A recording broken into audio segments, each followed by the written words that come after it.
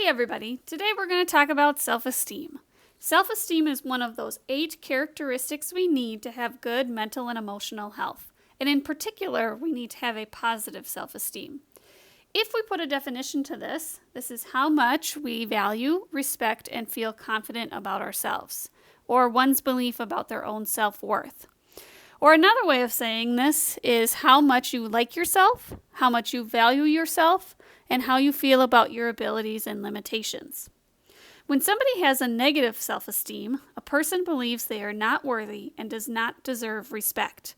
They really need to rely on how they're feeling in any given moment to determine how they feel about themselves. They need a lot of positive external experiences, like getting a compliment from a friend or getting a good grade on a test or assignment, to counteract the negative thoughts and feelings that constantly plague them. Even then, that good feeling, such as from a good grade or a compliment, is usually temporary. With positive self-esteem, a person believes they are worthy and deserves respect. They are able to accurately assess themselves and still be accepting of who they are, because they can acknowledge their strengths and their weaknesses. We all have weaknesses, that's a part of being human. But at the same time, they don't see their weaknesses as failures. They are just there. We're good at some things, and we're not good at other things. But they're still able to recognize that they are worthy and worthwhile. Developing self-esteem influences the other characteristics of mental health as well. And in particular, it influences self-identity. Those two kind of go hand in hand. When someone has a positive view of themselves, they typically have a high self-esteem. When someone has a negative view of themselves or a negative self-identity, then they're going to have a low self-esteem. But in general, if you feel valued, loved, and accepted by others, you will value, love, and accept yourself, and your overall attitude and outlook will be good. So how does high or low self-esteem develop in the first place? Our self-esteem develops a lot like our self-identities do. It evolves throughout our lives based on the different experiences we have and the different people we meet and the activities we're involved in. However, our experiences we have as young children play a particularly large role in shaping our self-esteem, especially in the beginning. It kind of forms the foundation of our self-esteem. When we're growing up, the successes we have, the failures we have, and how we're treated by the people around us, our family, teachers, coaches, peers, other people in the community, all contribute to the creation of our self-esteem. Childhood experiences that contribute to a healthy self-esteem include being listened to as a child, being spoken to respectfully, getting appropriate attention and affection from our loved ones, having accomplishments be recognized and mistakes or failures be acknowledged and accepted. So these children were often given messages that if they failed a test or an assignment or they lost a game, that wasn't a reflection of their whole person. It just happened, which things happen in life. Childhood experiences that may lead to low self-esteem include being harshly criticized, being physically, sexually, or emotionally abused, being ignored, ridiculed, or teased, and being expected to be perfect all the time.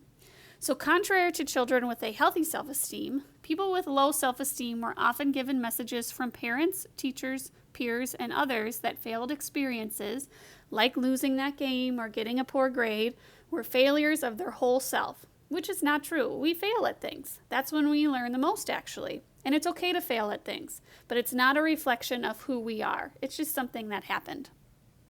So I want to know what you guys think having a high self-esteem or a positive self-esteem or a low self-esteem looks like. So I gave you some room on your note sheet to jot down what you think these two things look like. We'll start with positive self-esteem. So I want you to write down some things that having a high self-esteem or a positive self-esteem looks like.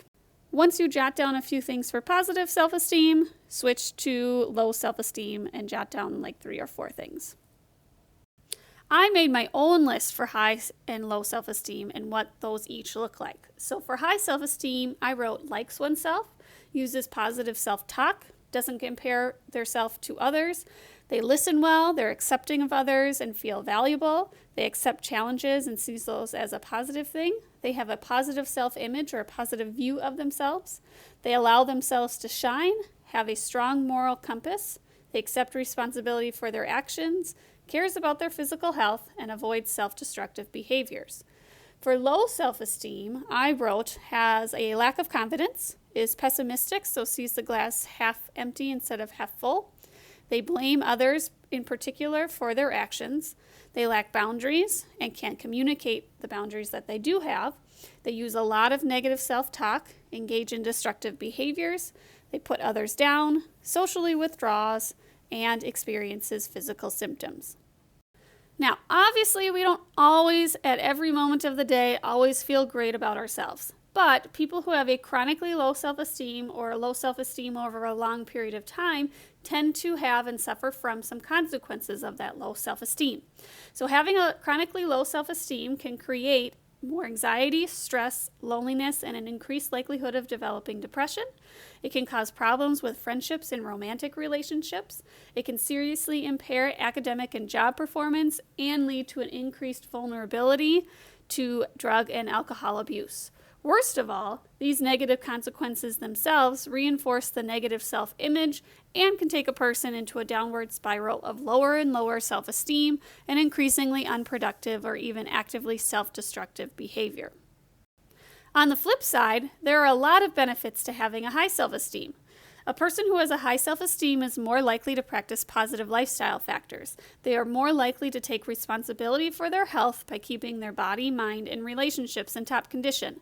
They're also more likely to be proactive when making important decisions. They're able to use that decision-making process and don't feel like they have to go along with the crowd to feel accepted. And they also really rely on their own judgment. They can also appreciate their own uniqueness. They're confident in who they are and don't give in to pressure to be like everybody else. They have a firm foundation for difficult times and believe everyone goes through difficult times. They don't give up, so they have some resiliency skills and they know those times will pass. They're also more likely to take calculated risks to mature. They don't worry about failing and don't see themselves as a failure if they don't succeed at something. They're willing to continue to try new things and confront other challenges and see those challenges as things that will help them grow.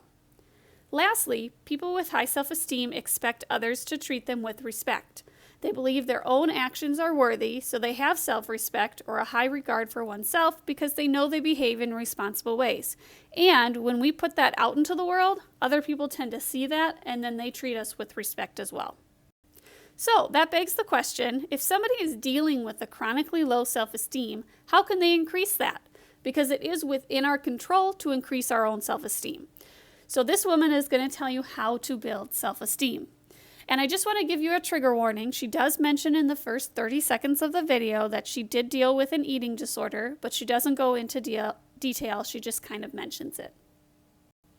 So there are a number of ways we can increase our self-esteem. One of those ways is to challenge the negative messages we get from our inner voice, focusing on our strengths and not our weaknesses, because we all have them, and not generalizing unrealistically, but being realistic. For example, if I don't do well on a test, let's say I totally bombed it, instead of telling myself how dumb I am, I can reassure myself that maybe I didn't do so well because I didn't study.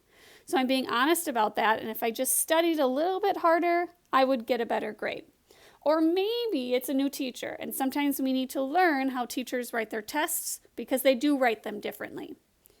You also want to keep your inner voice logical and not jump to that worst case conclusion. For example, if I'm sitting in a group of my friends and one of my friends makes a funny face at me while I'm talking, instead of being like, oh my gosh, Ms. LaChapelle, you put your foot in your mouth, I said something terrible and now they hate me.